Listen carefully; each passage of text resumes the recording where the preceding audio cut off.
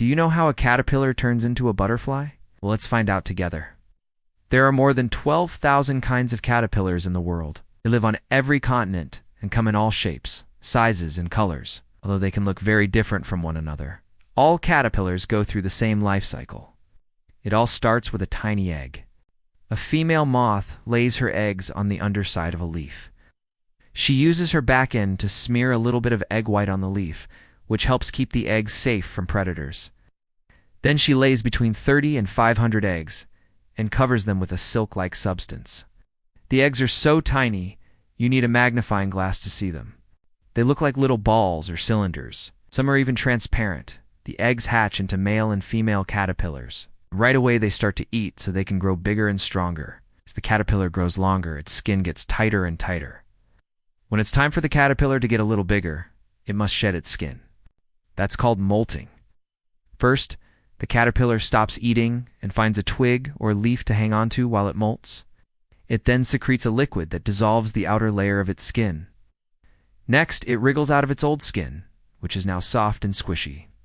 Once it's out, the caterpillar immediately starts eating again. It will molt several times as it grows bigger and bigger. Each time it does, it gets closer to becoming a butterfly. Caterpillars eat constantly, growing fatter and fatter until they're ready to pupate. That means it's time for them to stop eating and build their cocoon. The caterpillar builds its cocoon by spinning a silk-like thread around itself. The cocoon protects the caterpillar as it changes into a butterfly. Some caterpillars make their cocoons underground or in a protected place among leaves. Others, like the silk moth, hang their cocoons from a twig or leaf. Cocoons can be any color, but most are green or brown, so they can blend in with their surroundings. Inside the cocoon, the caterpillar is getting a makeover. Its body changes shape and form, develops wings, legs, and antennae. All of its insides get jumbled around. The caterpillar basically turns into a butterfly. However, it still needs to finish developing outside of its cocoon. After 2 weeks or so, the butterfly is ready to emerge. It crawls to the opening of the cocoon and uses its sharp mouth part to slice open the rest of the cocoon. Now it's time for the butterfly to take its first flight. The butterfly pumps fluid from its abdomen into its wings to make them bigger and stronger.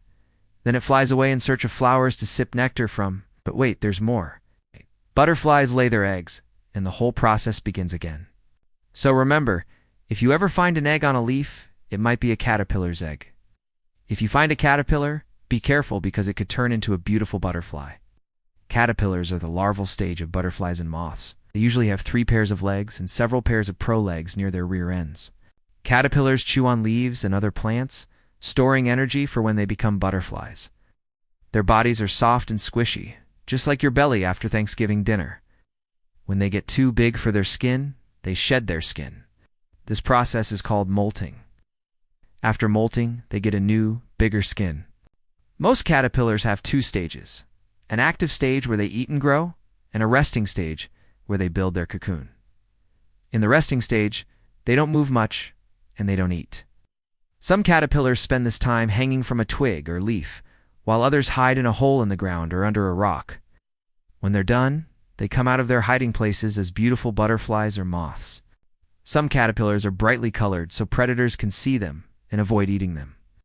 Others are camouflaged to blend in with the leaves or twigs around them. Caterpillars can be found all over the world in gardens, forests, and even in deserts. They're an important part of the food chain because they're a source of food for birds, reptiles, and mammals. If you want to learn more about caterpillars, you can visit a science museum or a nature center.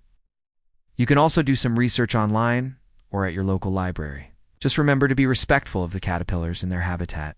Don't pick them up or try to feed them. Simply observe them from a distance and appreciate the amazing creatures that they are. So next time you see a caterpillar, don't just walk away. Take a closer look and appreciate the beauty of nature. Who knows, you might even learn something new.